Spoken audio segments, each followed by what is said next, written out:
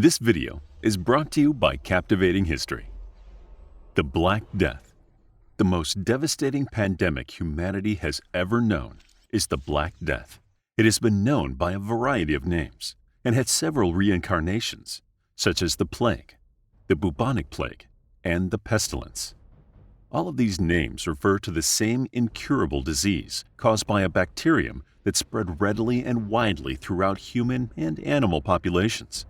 Its name is Yersinia pestis. The Black Death killed virtually everything it infected, attacking both human populations and animals alike in never-ending waves that, at points, threatened to wipe out all of humanity. It is thought to have originated in China, each time making a passage toward Europe through established trade routes. Its emergence struck fear in the hearts of people as it spread through towns and cities, leaving diminished populations in its wake. Weaving through centuries, the Black Plague caused terror in populations who felt helpless in their lack of knowledge of their tormentor and why they were being tormented. This led to bizarre medical and religious practices, born of humanity's frustration in attempts to explain and quell outbreaks of the disease. The greatest outbreak was in the 14th century, serving as the most recognizable example of the plague. Dubbed the Black Death because of the extent of its spread and the terrible toll it took, wiping out as many as 20 million people, which was 60% of the human population on the planet at the time. The disease thrived, showing no regard to wealth, status, location, intelligence, or beliefs. It could kill the infected in a day, and if a family member became infected, they might simply be left to die with no known treatment available. Often, whole families would die one after the other, and entire towns would succumb. The symptoms were easy to recognize. The infection progressed through the lymph system first, where it infected and inflamed the nodes. Black, oozing lumps would be seen on the sides of their neck, under their arms, or at their groin. The infection would continue to attack the patient's lymph system, spreading from node to node, and as the nodes failed, they would begin to burst, sending bacteria into the body and bloodstream.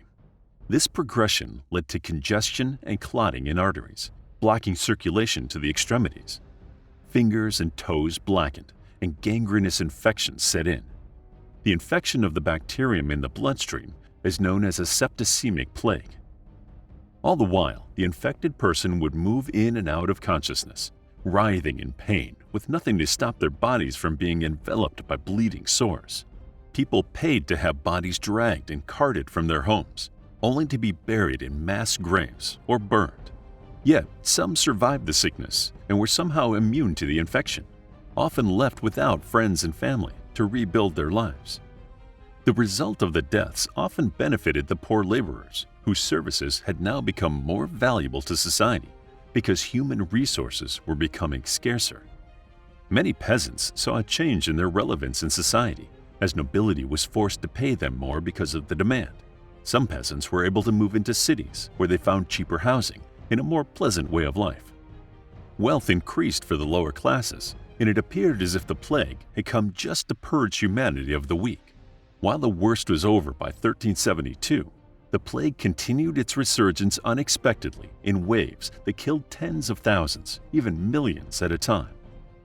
Survivors were left with the question of what the plague was and how to eradicate or cure it effectively. The general consensus was that the disease was brought on by rats. While this may have been partially true, the biggest problem with detecting the cause was that it was a microbe, too small to be detected. More than 400 years later, Alexander Yersin detected the disease in an 1894 outbreak in Hong Kong. The discovery of the plague source led to the ability to treat the infections and quell the mortality rates from outbreaks which continue to occur, but on a much smaller scale now that treatments are available. But even as recently as 2017, an outbreak that killed 170 and infected thousands occurred in Madagascar, and it is still possible that the virus could mutate, becoming resistant to current treatments.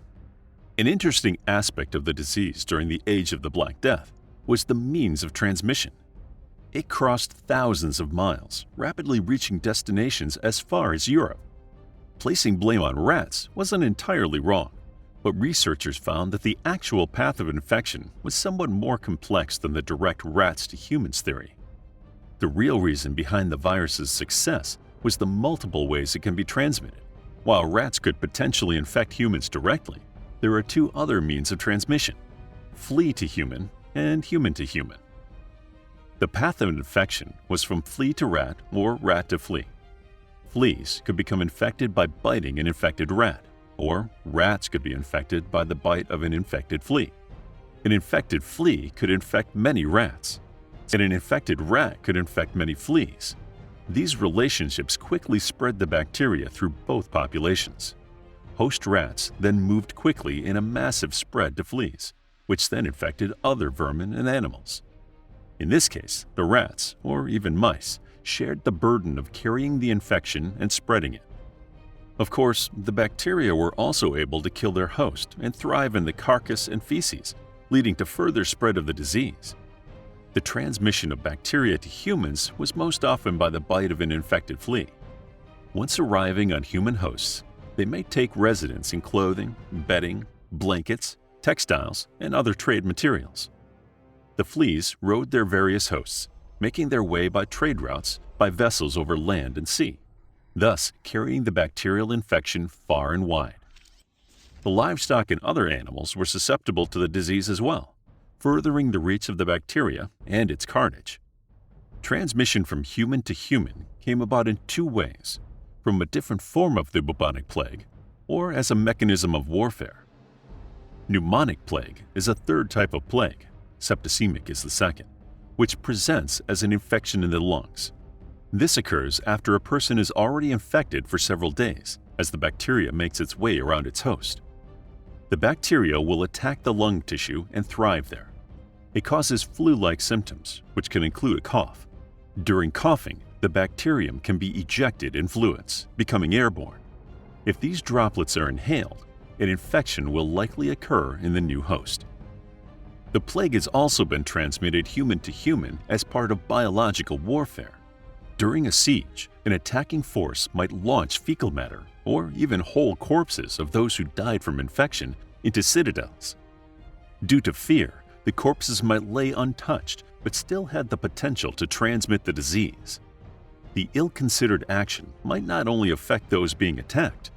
Contact with bodies and fluids would potentially infect those that handle them, and the spread of the disease could not be limited to those under siege, raising the chances of the disease spreading to the offending force.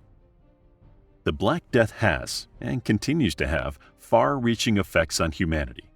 While there may have been some benefits in the strengthening of the human species and knowledge gained in fighting pandemics, the ultimate loss of life was catastrophic, leaving an indelible scar on humanity.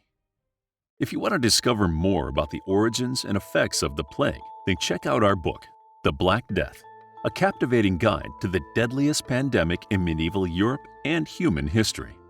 It's available as an ebook, paperback, and audiobook. Also, make sure to grab your free Mythology Bundle ebook for free while it's still available. All links are in the description. If you enjoyed the video, please hit the like button and subscribe for more videos like this.